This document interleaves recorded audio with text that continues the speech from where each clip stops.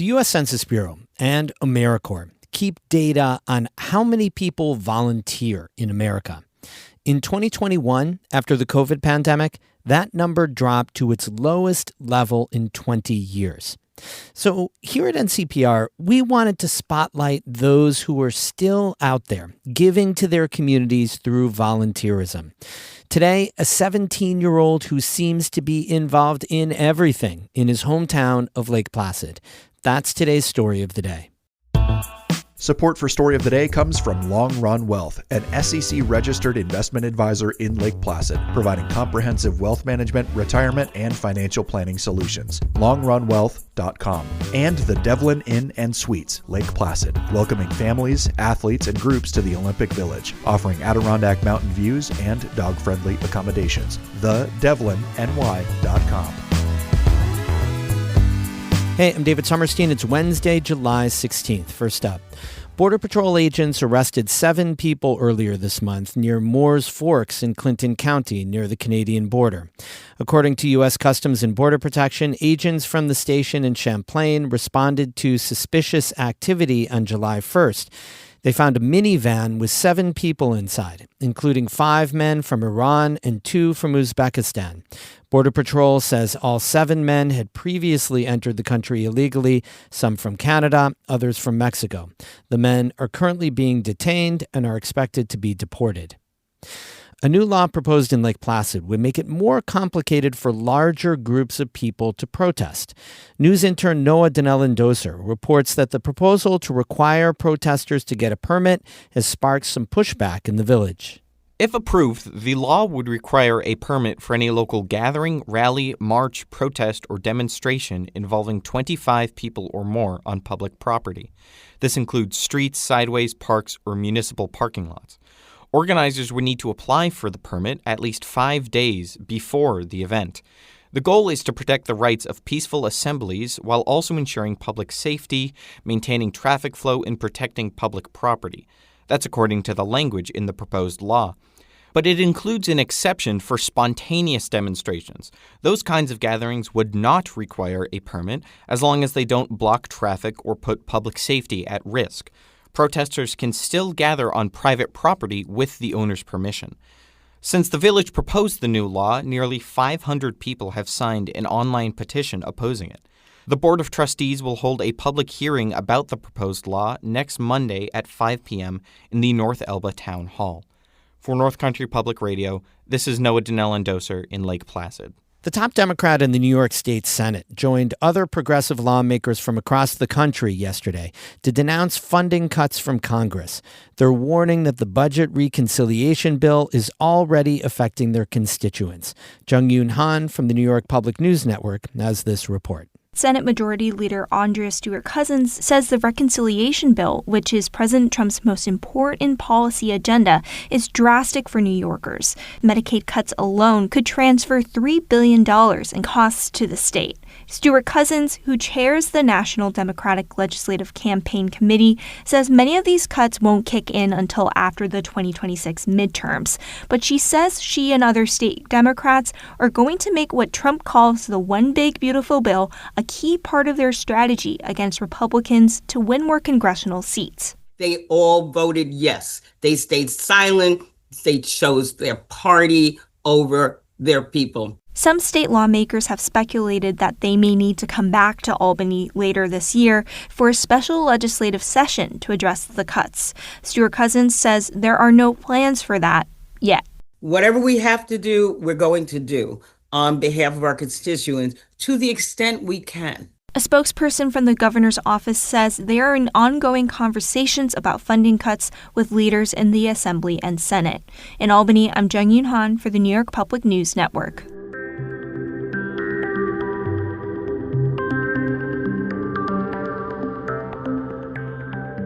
Volunteerism is on the decline across the U.S. and has been for decades now. Part of that is fewer young people joining volunteer organizations. But today, we're highlighting a young man who's devoted a lot of his 17-year-old life to community organizations in his hometown of Lake Placid.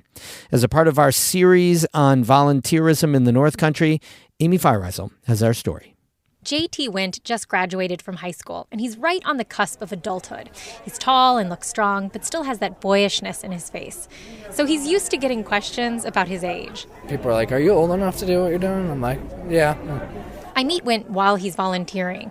He's tabling for the Lake Placid Volunteer Fire Department at the town's Community Day, which showcases the area's volunteer groups. We have some freebies to hand out to the kids and some applications if people want to pick one up. Wint says he remembers volunteer firefighters visiting his pre-K class at St. Agnes. Just got to see them putting on their gear and all that kind of stuff and helping people, and it just made me want to do it. So he signed up to join the fire department as soon as he was old enough. In New York State, that's 16. As a minor, he's a restricted member. So while he can go to meetings, trainings, and assist on calls, he's not allowed to run into burning buildings just yet. That'll have to wait for when he turns 18 in August. The chief has told me I can't be in harm's way. So, I can't really direct traffic, but I help out with just, grabbing tools or changing somebody's air pack cylinder. He used to come down on his bicycle and hang out at the firehouse. 75-year-old Karen Fountain has been volunteering with the Lake Placid Volunteer Fire Department for over 30 years. She's known JT for a while because even before he joined, he'd come down to the firehouse. If he could help with something like roll hose or something like that, or wash it off after a fire, he would do that.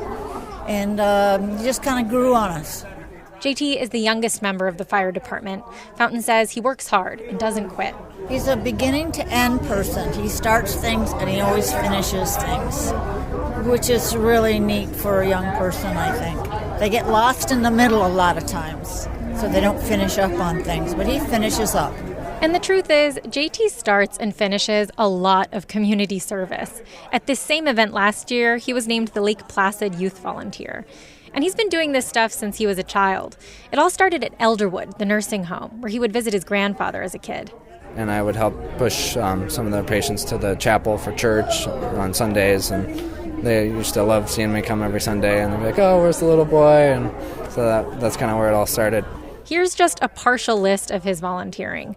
Operating the spotlight for the Nutcracker Ballet at the Lake Placid Center of the Arts, pulling weeds in his school's pollinator garden, fundraising for food pantries, setting up the band shell and chairs for the Songs of Mirror Lake concert series in Lake Placid. JT spends a lot of his free time helping others, but it's obvious that he doesn't do it to be recognized. When I ask what motivates him, he gives me sort of vague answers in a monotone. Luckily, moms are pretty good at singing their kids' praises for them. He has just grown into the kindest kid with the biggest heart. He is different than a lot of kids his age, which I think is really awesome. He just loves helping anyone in any way. Lisa Wint beams when she talks about her son, who is her and her husband Randy's only child. She says around town she is regularly identified as JT's mom. I ask her what motivates him, and she says it's just who he is, and that she really can't take credit for it. It's 100% all him. And obviously we support it, and I'm involved with community service things as well, but not to the level that he is. He's an inspiration to me, too. She thinks his passion for helping others might have something to do with overcoming obstacles in his own life. He's always been a really hard worker, which I think maybe that's part of it, is school doesn't come easy to him. He's kind of always just had to work really hard at everything he does, and he knows that it takes effort, and he's willing to put that time and that effort into everything he does. It's going to make me cry. When I ask JT what volunteering has given him, he pauses, then says it brought him out of his shell. I used to be kind of shy, and I wasn't good at talking to adult or anybody, but I think it's helped with definitely, like you said, communication. It's also given him direction. This fall, JT will be attending Onondaga Community College in the Syracuse area. And they're the only college in New York State to offer a really cool fire program. So you go there for 2 years, you get your associate's degree. JT says eventually he wants to be a full-time firefighter. I ask one last time, why does he do it? In a time when many people don't or can't make time to give their time and energy, what is it that drives him? I just enjoy doing it. It's hard to say, but it's just fun. I smile a lot when I do it, so I think that helps. And he does. As soon as he's back at the fire department table, he's all smiles. Amy Feiereisel, North Country Public Radio in Lake Placid. We have more news all the time on our website, ncpr.org. Music today by I Am Snow Angel and Caitlin Scholl, both in Lake Placid. I'm David Summerstein, North Country Public Radio.